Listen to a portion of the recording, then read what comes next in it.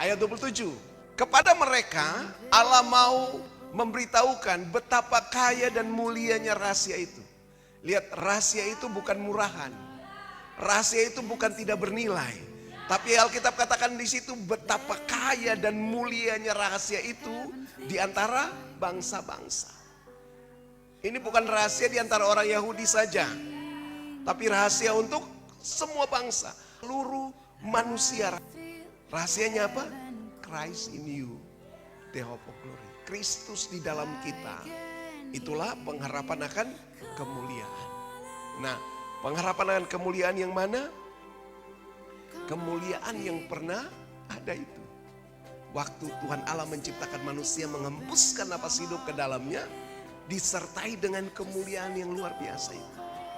Tapi lihat, manusia jatuh dalam dosa, lalu kemuliaan Allah itu hilang. Jadi semua orang karena sudah berbuat dosa, kemuliaan Allah sudah hilang, maka semua manusia disebut orang berdosa. Itu label, itu stempel yang tidak bisa lepas dari kita.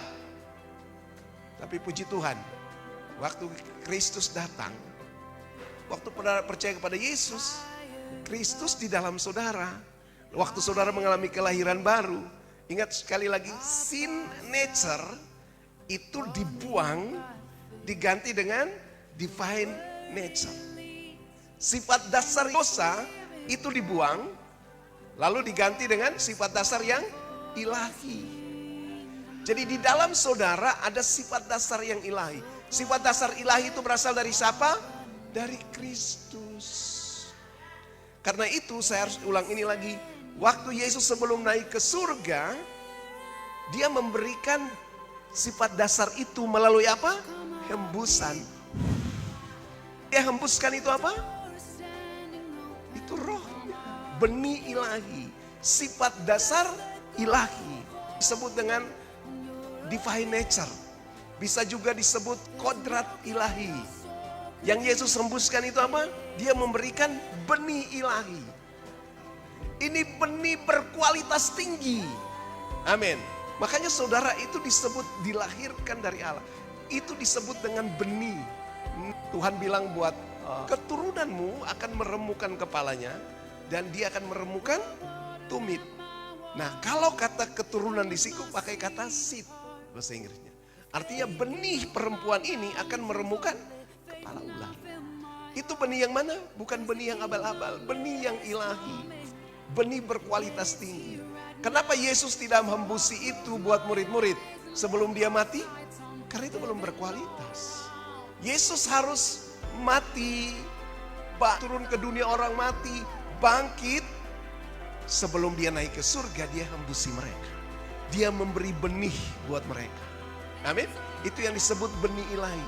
Dan benih itu bukan abal-abal. Makanya Alkitab bilang roh di dalam kamu lebih besar dari segala roh yang ada di dalam dunia ini. Kenapa Yesus bisa beri rohnya bagi kita? Karena Alkitab bilang Yesus itu Adam yang terakhir. Dan Adam yang terakhir itu adalah roh yang memberi hidup. Jadi Yesus memberi rohnya bagi kita. Ini bukan Roh Kudus. Halo? Tapi dia memberikan rohnya sendiri. Ini yang disebut dengan Roh Kristus. Roh Kristus itu adalah rohmu yang baru. Waktu engkau lahir baru, secara rohani ada benih Kristus, ada roh Kristus. Sebab itu dia memiliki, ya dia disebut dengan generasi Kristus. Amin. Jadi saudara bukan lagi keturunan generasi Adam yang pertama. Halo, karena kalau saudara masih generasi Adam pertama, saudara disebut sebagai orang berdosa. Ya kan? Karena dosa dari Adam itu menjalar ke Musa dan seterusnya. Tapi kalau saudara adalah generasi Kristus, saudara adalah umat tebusan. Amin. Saudara ditebus, saudara dibenarkan, kemudian saudara dikuduskan. Setelah saudara dikuduskan, saudara diadopsi. Maka kita disebut sebagai anak-anak Allah. Tetapi semua orang yang percaya kepadanya diberi kuasa supaya menjadi anak-anak Allah, yaitu mereka yang percaya dalam nama-Nya. Oke?